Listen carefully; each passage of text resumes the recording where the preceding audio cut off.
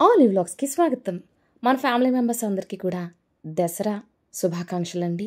ఆ అమ్మవారికి రోజుకొక ప్రసాదం చొప్పున 10 రోజులు 10 రకాల ప్రసాదాలు పెడుతూ ఉంటాము. అటువంటిది ఈసారి మరొక రోజు ఎక్స్ట్రా వచ్చింది. 11వ రోజు కూడా ఆ అమ్మవారిని సేవించుకునే అదృష్టం మనకైతే దక్కింది. అటువంటప్పుడు సింపుల్గా 5 to 10 మినిట్స్లో అయిపోయే ప్రసాదాలన్నీ నేను చూపిస్తున్నాను. ఎక్కువగా కుక్కర్లోనే చేస్తున్నాను. రెసిపీస్ అన్నీ కూడా ఎటువంటి హడావిడి లేకుండా ఆ అమ్మ మీద మనస్సు లగ్నమయ్యే విధంగా ఉండాలి. ప్రసాదాల కోసం మనం కంగారు పడకూడదని నేను మ్యాక్సిమం కుక్కర్లోనే చేసేస్తున్నాను. ఇంకా ప్రాసెస్లోకి వెళ్ళిపోదాం, చూసేద్దాం, చకచకా చేసేద్దాం. ముందుగా స్టవ్ వెలిగించుకుని పాన్ పెట్టుకుని అందులో ఒక అరకప్పు పెసరపప్పు అయితే వేయించుకుని పెసరపప్పు లైట్ గోల్డెన్ కలర్ వచ్చేదాకా అయితే ఫ్రై చేసుకుందాం. ఇప్పుడు నేను చూపిస్తుంది కట్టె పొంగలి. చూసారా, ఇలా కలర్ చేంజ్ అయింది. మీకు కనిపిస్తుందా లేదా చూడండి, ఇలా కొంచెం కలర్గా చేంజ్ అవుతుంది. పెసరపప్పు పూర్తిగా చల్లారిన తర్వాత ఆ కుక్కర్లోని ఒక గ్లాసు రైస్ అయితే వేసేసుకుంటున్నాను. వేసేసుకుని రెండింటిని కూడా మిక్స్ చేసేసి మనం 2 సార్లు అయితే కడిగి తీసుకుందామండి. చాలా సింపుల్గా కట్టె పొంగల్ అయితే చేసేసుకోవచ్చు. చూడండి, కడిగేసి అయితే తీసుకున్నాను. ఇప్పుడు అందులోని వాటర్ అయితే పోస్తున్నాను. మనం తీసుకున్న 1.5 ఒక గ్లాసు బియ్యానికి అర గ్లాసు పెసరపప్పుకి మొత్తం ఇక్కడ నేను 6 గ్లాసుల వాటర్ అయితే వేస్తున్నాను. 6 గ్లాసుల వాటర్ వేస్తే కరెక్ట్గా సరిపోతుంది. ఇప్పుడు అందులోని ఒక పావు స్పూన్ పసుపు, రుచికి సరిపడగా ఉప్పు వేసేసి మనం కుక్కర్ అయితే పెట్టేసుకుందామండి. కేవలం 3 విజిల్స్ వస్తే చాలు. 3 విజిల్స్. ఈలోపు వేరొక దాని మీద స్టవ్ వెలిగించుకుని పాన్ పెట్టుకుని అందులోని 1 టేబుల్ స్పూన్ నెయ్యి వేసుకున్నాను. అందులోని 2 ఇంచుల అల్లం సన్నగా తురుముకుని అయితే వేసుకున్నాను. ఒక పచ్చిమిరపకాయ సన్నగా కట్ చేసుకున్నాను. 1/2 స్పూను ఆవాలు, 1/2 స్పూను జీలకర్ర, అందులోని ఒక పావు స్పూను మిరియాలు, అందులోని ఒక 2 టేబుల్ స్పూన్ల జీడిపప్పు, 2 ఎండుమిరపకాయలు, ఒక గుప్పెడు కరివేపాకు వేసి మనం ఫ్రై చేసుకుందాం. పోపు బాగా వేగాలండి, కమ్మటి వాసన రావాలి. ఇలా ఫ్రై అయిపోయిన తర్వాత స్టవ్ ఆఫ్ చేసేద్దాము. ఈలోపు మన కుక్కరు 3 విజిల్స్ అయితే వచ్చేసిందండి. 3 విజిల్స్ వచ్చేసి ప్రెషర్ అంతా పోయిన తర్వాత మూత ఓపెన్ చేసి చూస్తే ఇలా ఉంది. చూడండి, రైస్ చక్కగా కుక్ అయిపోయింది కదా. ఒకసారి మనం మెదుపుకుందాము. ఇలా మెదుపుకున్న తర్వాత కన్సిస్టెన్సీ చూడండి, ఇంకా పలుచగానే ఉంది కదా. చూసారా, ఇలా ఉండాలి. ఈ కన్సిస్టెన్సీ ఉంటే కనుక మనకి గంటల తర్వాత కూడా బాగుంటుంది కట్టె పొంగల్ అయితేని. ఇప్పుడు అందులోని మనం ముందుగా చేసి పెట్టుకున్న పోపునైతే అందులో వేసేసి ఒకసారి మిక్స్ చేసేసుకుని ఆ అమ్మవారికి ప్రసాదంగా నివేదించడమేనండి. చాలా సింపుల్గా అయితే చూపిస్తున్నాను. నేను ఆ అమ్మవారి పూజ చేస్తున్నప్పుడు ఎటువంటి హడావిడి పడకుండా ఇలా కుక్కర్లో చేస్తూ ఉంటాను, ఈజీగా అయిపోతుంది అని.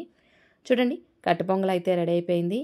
ఇంకెందుకు ఆలస్యం, ప్రసాదంగా ఆ అమ్మవారికి నివేదించడమే. ఇప్పుడైతే రవ్వ కేసరి చేస్తున్నాను. ముందుగా స్టవ్ వెలిగించుకుని 3 గ్లాసుల వాటర్ అయితే అందులో వేసేస్తున్నాను. ఈ నీళ్ళని మనం మరగనివ్వాలి. మనం 1 గ్లాసు రవ్వకి 3 గ్లాసుల నీళ్ళు అయితే పోసుకుంటామండి. నేను 3 గ్లాసుల నీళ్లు పోసేసి నీళ్ళని మరగనిస్తున్నాను. వేరొక బర్నర్ పైన స్టవ్ వెలిగించి పాన్ పెట్టుకుని అందులోని 2 టీ స్పూన్ల నెయ్యి వేసి 2 టేబుల్ స్పూన్ల జీడిపప్పు, 1 టీ స్పూను కిస్మిస్ వేసి లైట్ గోల్డెన్ కలర్ వచ్చేదాకా అయితే ఫ్రై చేసుకుందాము. మీలో ఎవరైనా కొత్తగా వ్యూ చేస్తుంటే లైక్ చేయండి, షేర్ చేయండి, సబ్స్క్రైబ్ చేసుకోండి, పక్కనే ఉన్న బెల్ ఐకాన్ని నొక్కండి. చూడండి, ఇలా లైట్ గోల్డెన్ కలర్ వచ్చేసిన తర్వాత మనం ఈ డ్రై ఫ్రూట్స్ని ఒక బౌల్లోకి అయితే తీసేసుకుందాం. రవ్వ కేసరి చేయడం చాలా ఈజీ. ఎవరికైనా రాకపోతే నేర్చుకుంటారని చెప్పేసి మరొకసారి చూపిస్తున్నాను.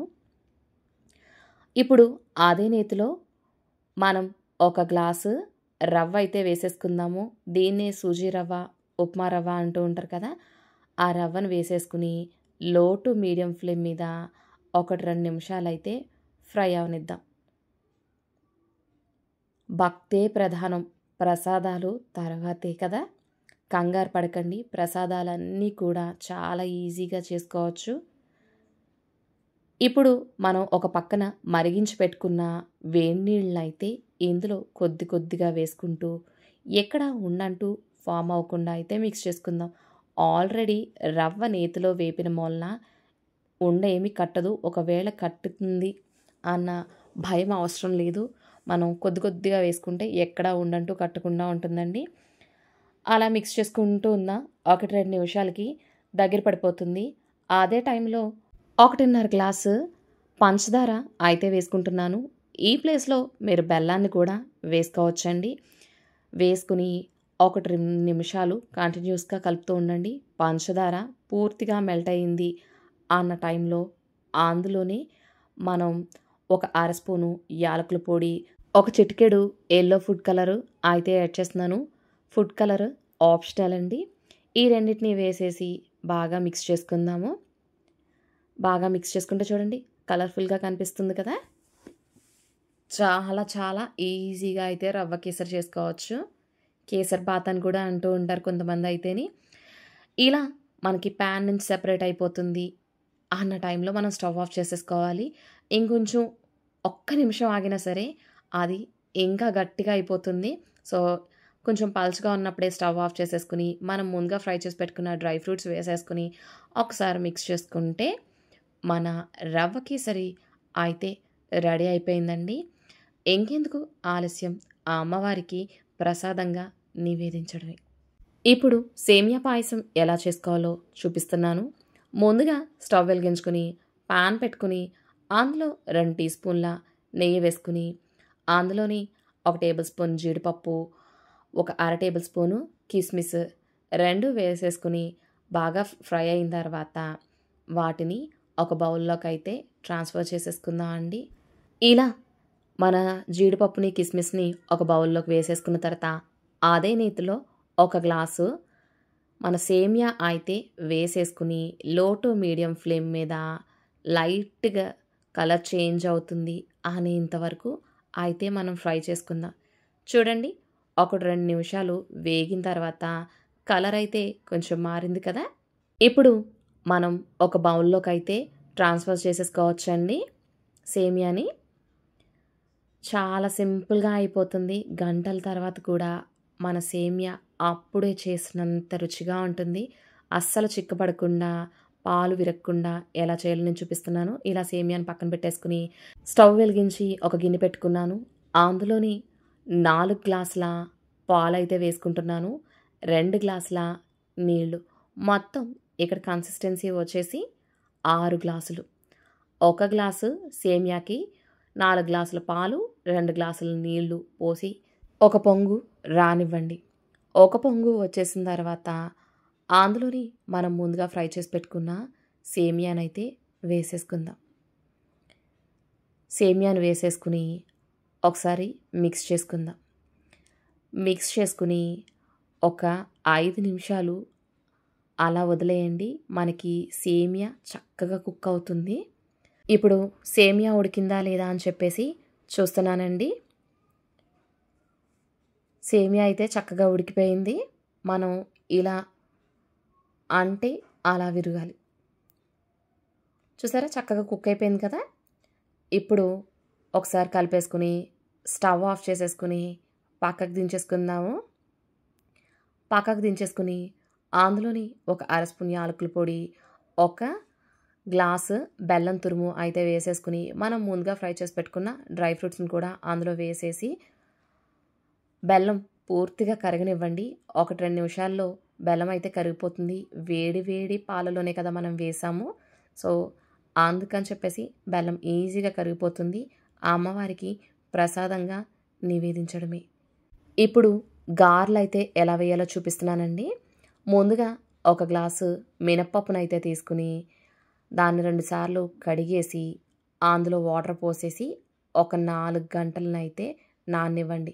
నేనిక్కడ పొట్టు తీసేసిన మినపప్పునైతే తీసుకున్నాను. మీరు పొట్టుతో ఉన్న మినపప్పు కూడా తీసుకోవచ్చు. 4 గంటల తర్వాత చూస్తే పప్పు చక్కగా నానుంది. ఇప్పుడు ఒకసారి కడిగేసుకుని నీళ్ళన్నీ వంపేసి మనం గ్రైండర్‌లో అయితే వేసేసుకోవచ్చు. మీరు మిక్సీలో కూడా మిక్సీ పట్టొచ్చండి పప్పునైతేని. అలా మిక్సీ పట్టిన దాంట్లో కొద్దిగా వంట సోడా వేశారంటే గుల్లగా వస్తాయి గారెలనేవి. మధ్య మధ్యలో కొద్దిగా 2 టేబుల్ స్పూన్ల కంట ఎక్కువ వాటర్ ఏం పట్టవు. కొద్దిగా వాటర్ వేసుకుంటూ మన పప్పునైతే చక్కగా రుబ్బేసుకుందాం. చూడండి, గంధం అంటారు కదా, ఆ విధంగా అయితే పప్పు నలగాలి. అలా నలిగిన తర్వాత మనం పిండినైతే తీసేసుకుందాం ఒక బౌల్లోకైతే. చూడండి, పిండి అయితే ఇలా ఉంది. ఇప్పుడు దీన్ని పక్కన పెట్టేసుకుందాం. ఇప్పుడు ఒక మిక్సీ జార్ తీసుకుని అందులోని ఒక 5 పచ్చిమిరపకాయలు, కొద్దిగా కరివేపాకు, 2 ఇంచుల అల్లం, 1 స్పూన్ జీలకర్ర వేసేసి మిక్సీ అయితే పట్టేద్దామండి. మిక్సీ పట్టిన తర్వాత చూస్తే ఇలా ఉంది. మనం ముందుగానే పిండిలో ఉప్పు అయితే వేసేసాను, కానీ మిక్స్ చేయలేదు. ఇప్పుడు అందులోనే మనం కచ్చాపచ్చగా దంచుకున్న పచ్చిమిరపకాయ ఇవన్నీ మిశ్రమాన్ని వేసేసి ఒకసారి కలుపుకుందాం. కింద నుంచి పైకి, పైనుంచి కిందకి మొత్తం కలిసే విధంగా అయితే కలుపుకోండి. చాలా సింపుల్గా అయితే గారెలు అయితే అయిపోతాయి. అమ్మవారికి పెట్టే ప్రసాదాల్లో ఉల్లి వెల్లుల్లి వేయకూడదు అని మీకు అందరికీ తెలుసు. బట్ తెలియని వాళ్ళ గురించి అయితే నేను చెప్తున్నాను. ముందుగా చేతిని తడి చేసుకుని అప్పుడు చిన్న పిండి ముద్దనైతే తీసుకుని దాన్ని ఈవెన్గా స్ప్రెడ్ చేసి మధ్యలో చిన్న హోల్ పెడదాము. ఈలోపే నేను స్టవ్ పైన డీప్ ఫ్రైకి సరిపడగా ఆయిల్ అయితే పెట్టేశాను. ఆయిల్ బాగా వేడిగా ఉంది. ఇప్పుడు మంటని లో టు మీడియం ఫ్లేమ్ మీద అడ్జస్ట్ చేసుకుని మన గారెలు అయితే వేసేస్తున్నాను. చేతిని తడుపుకున్నాను, కొద్దిగా పిండి ముద్దను తీసుకున్నా, ఈవెన్గా స్ప్రెడ్ చేసా. మధ్యలో హోల్ పెట్టేసి వేడి వేడి నూనెలో అయితే వేసేయడమే. ఇదే విధంగా మన ఆయిల్లో ఎన్ని గారెలు పడతాయో అన్ని గారెలు వేసేయండి. ఓవర్లోడ్ చేయొద్దు. కొత్తగా చేసేవాళ్ళు ఓవర్లోడ్ చేయడం వల్ల ఒకదానికొకటి అంటుకుంటాయి. వెంటనే కూడా టర్న్ చేయొద్దండి. 1 నిమిషం ఆగి అప్పుడు టర్న్ చేయండి. అలా చేయడం వల్ల ఒకదానికి ఒకటి అంటుకోకుండా ఉంటాయి. చూసారా, ఇలా 1 నిమిషం ఆగిన తర్వాత టర్న్ చేశాను నేనైతేని. మనకి 2 వైపులా కూడా గోల్డెన్ కలర్ వచ్చేదాకా అయితే ఫ్రై చేసుకుందాం. అమ్మవారిని పూజించేటప్పుడు సాధ్యమైనంత వరకు సాత్విక ఆహారాన్ని అయితే తీసుకోవాలి. ఉల్లి వెల్లుల్లి లేకుండా తింటే మరీ మంచిది. మన ఆలోచనలే మనల్ని సృష్టిస్తాయి అని అంటూ ఉంటారు కదా. సాత్వికమైన ఆహారాన్ని ఎప్పుడు తీసుకుంటామో మన ఆలోచనలో కూడా మార్పు వస్తుంది. పాజిటివ్ వైబ్రేషన్స్ అండి. తెల్లవారుజామునే పూజ చేయడం వల్ల మనసు, బుద్ధి, శరీరం అన్నీ కూడా మనకి అనుగుణంగా ఉంటాయి. అప్పుడు మనం ఏం కోరుకుంటే అదే జరుగుతుందంటారు. సో మ్యాక్సిమం మీకు సాధ్యమైనంత వరకు ఎర్లీగానే పూజ అయితే చేసేసుకోండి. ఇప్పుడు మన గారెలు అయితే 2 వైపులా కూడా గోల్డెన్ కలర్ వచ్చేసిన తర్వాత తీసేసి ఒక ప్లేట్లోకి అయితే వేసేసుకుంటున్నాను. ఇదే విధంగా మొత్తం పిండితో అయితే గారెలు వేసేసుకున్నాను. అమ్మవారికి ప్రసాదంగా నివేదించడమే. ఇప్పుడు కదంబం ఎలా చేసుకోవాలో చూపిస్తున్నానండి. ముందుగా ఒక బౌల్ తీసుకుని అందులోని 1 కప్పు బియ్యం అయితే వేసుకున్నాను. అందులోని 1 పావు కప్పు కందిపప్పు, 1 పావు కప్పు పెసరపప్పు 2 వేసేసుకుని వాటిని ఒక 2 సార్లు కడిగైతే తీసుకుందాం అండి. తీసేసుకుని వాటిలో వాటర్ పోసేసుకుని 1 గంట సేపు నాననివ్వండి. గంట సేపు నానితే సరిపోతుంది. ఇప్పుడు దీన్ని పక్కన పెట్టేసుకుందాం. అలాగే వేరొక బౌల్ తీసుకుని అందులో ఒక పెద్ద జాంకాయ సైజ్ అంతా చింతపండు అయితే తీసుకుని 1 కప్పు వాటర్ పోసేసి అయితే నానబెడుతున్నాను. మనకి చిక్కటి చింతపండు గుజ్జు కావాలి కాబట్టి 1 కప్పు వాటర్ వేసేసి గుజ్జు అయితే తీసేసుకుని పక్కన పెట్టేసుకుందాం. గంట తర్వాత కుక్కర్ తీసుకుని అందులో 1 కప్పు వాటర్ వేసి అన్ని వెజిటేబుల్ 1 కప్పు చొప్పున వేస్తున్నాను. వంకాయలు, గుమ్మడికాయలు, ఆనపకాయ, ములక్కాడ, క్యారెట్, బీన్స్, ఇంకా మీ దగ్గర ఏం వెజిటేబుల్స్ ఉంటే అవి వేయండి. వేసేసి ఇందులో చిలకడ దుంప వేస్తే మరీ టేస్టీగా ఉంటుంది. ఒకసారి మిక్స్ చేసుకుని మూత పెట్టేసి ఒక 5 నిమిషాలు మగ్గనివ్వండి. 5 నిమిషాల తర్వాత మూత ఓపెన్ చేసి మనం ముందుగా నానబెట్టుకున్న పప్పుని, బియ్యాలని అదేనండి కందిపప్పు, పెసరపప్పు, బియ్యాన్ని నానబెట్టుకున్నాం కదా! అందులో వాటర్ అయితే వంపేసి నానబెట్టుకున్న బియ్యాన్ని, పప్పుని ఇందులో వేసేసుకున్నాను. ఇప్పుడు అందులోని ఒక కప్పు చిక్కటి చింతపండు రసాన్నయితే వేసేసుకుని 4:30 కప్పుల వాటర్ అయితే వేసుకుంటున్నాను. 4:30 కప్పుల వాటర్ వేస్తే సాయంత్రం వరకు కూడా బావుంటుంది. కదంబం చిక్కబడకుండా పల్చటి కన్సిస్టెన్సీలో ఉంటుంది. అందులోని రుచికి సరిపడగా ఉప్పు, ఒక పావు స్పూను పసుపు వేసుకుంటున్నాను. అందులోని ఒక స్పూన్ కారం, ఒక చిన్ని బెల్లం ముక్క వేసేసి అందులోని ఒక టేబుల్ స్పూను సాంబార్ పొడి వేసి వీటన్నిటిని ఒకసారి మిక్స్ చేసుకుందాం. బాగా మిక్స్ చేసుకున్న తర్వాత కుక్కరు మూత పెట్టేసి 3 అంటే 3 విజిల్‌లో రానిద్దాం. 3 విజిల్స్ వస్తే సరిపోతుందండి. ఈలోపే వేరొక దానిపైన స్టవ్ వెలిగించుకుని పాన్ పెట్టుకుని అందులోని 2 టేబుల్ స్పూన్ల నెయ్యి అయితే వేసుకుంటున్నాను. అందులోని 1 టేబుల్ స్పూను శనగపప్పు, 1 టేబుల్ స్పూను మినప్పప్పు వేసి ఒక్క నిమిషం ఫ్రై అవనిద్దాం. ఇవి కొద్దిగా ఫ్రై అయినాయి అన్నప్పుడు ఒక అర స్పూన్ ఆవాలు, ఒక అర స్పూన్ జీలకర్ర, ఒక 3 ఎండుమిరపకాయలు, ఒక గుప్పెడు కరివేపాకు వేసి బాగా ఫ్రై చేసుకుందాం. పోపులన్నీ కూడా బాగా ఫ్రై అయిన తర్వాత స్టవ్ ఆఫ్ చేసేసుకుందాం అండి. స్టవ్ ఆఫ్ చేసేసుకుని పక్కకు దించేసుకుందాం. ఈలోగా కుక్కరు 3 విజిల్స్ వచ్చేసింది. 3 విజిల్స్ వచ్చి ప్రెషర్ అంతా పోయిన తర్వాత ఓపెన్ చేసి చూస్తే ఇలా ఉంది. చూసారా? చక్కగా కుక్ అయిపోయింది. మనం వేసిన చింతపండు గుజ్జు, వాటరు మొత్తం 5:30 గ్లాసులు లేదా కప్పులు అనుకోండి. అందుకని చూసారా? పల్చటి కన్సిస్టెన్సీలోనే ఉంది. గంటల తర్వాత కూడా ఇదే కన్సిస్టెన్సీ అవుతూ ఉంటుంది. ఇందులోనే మనం ముందుగా ఫ్రై చేసి పెట్టుకున్న పోపులు కూడా వేసేసి ఒక్కసారి కలిపేసుకుని అమ్మవారికి ప్రసాదంగా నివేదించడమే. చాలా సింపుల్గా అయితే కదంబం రెడీ అయిపోయిందండి. అమ్మవారికి పెట్టే ప్రసాదాలన్నీ కూడా మీరు చూస్తే గనక రైస్తోనే చేస్తున్నాము. అన్నపూర్ణాదేవి కదా! అందుకు అందరి ఆకలిని తీర్చాలని ఆ విధంగా పెట్టారేమో అనిపిస్తూ ఉంటుందండి. ఇప్పుడు మనం పులగం ఎలా చేయాలో చూపిస్తున్నాను. ముందుగా ఒక గ్లాసు రేషన్ బియ్యాన్ని అందులోని ఒక అర గ్లాసు పెసరపప్పుని వేసేసి 2 సార్లు కడుక్కుని పక్కన పెట్టేసా. ఇప్పుడు స్టవ్ వెలిగించుకుని కుక్కర్ పెట్టేశానండి. అందులోని ఒక స్పూను నెయ్యి వేశాను. అందులోని ఒక ఇంచు అల్లాన్ని చిన్నగా తురుముకుని అయితే వేసుకుంటున్నాను. ఒక పావు స్పూన్ మిరియాలు, ఒక పావు స్పూన్ ఆవాలు, ఒక పావు స్పూన్ జీలకర్ర, కొద్దిగా కరివేపాకు వీటన్నిటిని కూడా ఒక్క నిమిషం ఫ్రై చేసేసుకుందాం. చాలా ఈజీగా అయిపోతుంది. నేను చేస్తున్నది పులగం. ఆ అమ్మవారికి ఎంతో ఇష్టమైన రెసిపీ అండి ఇది. సో మనం ముందుగానే కడిగి పెట్టుకున్న పెసరపప్పు బియ్యాన్ని కూడా ఇందులో వేసేసుకుందాం. వేసేసుకుని ఒక నిమిషం అయితే ఫ్రై చేసేసుకుందాం.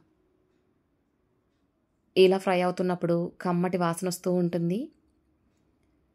ఇప్పుడు అందులోని 3 గ్లాసుల వాటర్ అయితే వేసేసుకుందాం. మనం తీసుకున్న గ్లాస్ బియ్యానికి అర గ్లాసు, పెసరపప్పుకి 3 గ్లాసుల నీళ్ళు అయితే పోసేసుకుందాము. నీళ్లు పోసి రుచికి సరిపడగా ఉప్పు, ఒక పావు స్పూన్ పసుపు వేసేసి మరొకసారి కలుపుకుందాం. కలిపేసుకుని కుక్కరు మూత అయితే పెట్టేసుకుందాం అండి. 3 విజిల్స్ వస్తే సరిపోతుంది. 3 విజిల్స్. 3 విజిల్స్ వచ్చిన తర్వాత ప్రెషర్ అంతా పోయిన తర్వాత మూత ఓపెన్ చేసి చూస్తే ఇలా ఉంది. చాలా సింపుల్గా అయితే పులగం అయిపోయింది కదా! ఆ అమ్మవారికి ప్రసాదంగా నివేదించడమేనండి. చాలా చాలా ఈజీగా మనం పులగంని రెడీ చేసేసాం. ఇప్పుడు నేను పరమాన్నాన్ని ఎలా చేయాలో చూపిస్తున్నాను. దీన్ని క్షీరాన్నం అని అంటారు కదా! ముందుగా ఒక చిన్న కప్పుతో అయితే బియ్యం తీసుకున్నాను. దాన్ని శుభ్రంగా కడిగేసి ఒక అరగంట సేపు నీళ్ళ పోసి నానబెట్టుకున్నా. ఇప్పుడు స్టవ్ వెలిగించుకుని పాన్ పెట్టుకుని అందులోని ఒక స్పూన్ నెయ్యి వేసి జీడిపప్పు కిస్మిస్ వేసుకుని లైట్ గోల్డెన్ కలర్ వచ్చేసిన తర్వాత వాటిని తీసేసుకుని ఒక బౌల్లోకి అయితే వేసేసుకున్నా. ఇప్పుడు అదే ప్యాన్లో 4 కప్పుల పాలు, 2 కప్పుల వాటర్ అయితే వేసుకుంటున్నా. పరమాన్నం తక్కువ చేసినా ఎక్కువ అవుతుందండి కన్సిస్టెన్సీ అన్నది. సో అందుకని చెప్పేసి నేను తక్కువ కన్సిస్టెన్సీయే చేస్తున్నాను. నేను అప్పటికప్పుడు ఈజీగా అయిపోయే విధంగా మెజర్మెంట్స్ అయితే తీసుకున్నాను. మళ్ళీ స్టవ్ వెలిగించుకుని పాలు పెట్టాను. పాలని ఒక్క పొంగు రానివ్వండి. ఒక పొంగు వచ్చేస్తుంది అన్న టైంలోని మీరు ముందుగానే నానబెట్టుకున్న బియ్యాన్ని అందులో వేసేసి ఒకసారి మిక్స్ చేసేసి లో టు మీడియం ఫ్లేమ్ మీద ఒక 5 నిమిషాలు అలా వదిలేయండి. బియ్యం చక్కగా ఉడకాలి. సో అది మీరు తీసుకున్న కన్సిస్టెన్సీ బట్టి టైం అయితే డిపెండ్ అయి ఉంటుంది. నేను తీసుకున్న కన్సిస్టెన్సీకి నాకు ఒక 5 మినిట్స్లో అయితే అయిపోయింది. రైస్ చక్కగా ఉడికిపోయిందండి. చూసారా, ఇలా ఉడికిపోయింది. ఇప్పుడు స్టవ్ ఆఫ్ చేసేసి పక్కకు దించేసుకుని అందులోని ఒక కప్పు బెల్లం తురుము వేసేసుకుని మిక్స్ చేసేసుకుందాం. స్టవ్ మీద ఉన్నప్పుడే మనం బెల్లం తురుము వేసేసామంటే పాలు విరిగిపోతాయి. అందుకని పక్కకు దించేసి అందులో ఒక 1/2 స్పూన్ యాలకుల పొడి, డ్రై ఫ్రూట్స్ ముందుగా ఫ్రై చేసి పెట్టుకున్నాం కదా, వాటన్నిటిని మిక్స్ చేసేసుకుని అమ్మవారికి ప్రసాదంగా నివేదించడమే.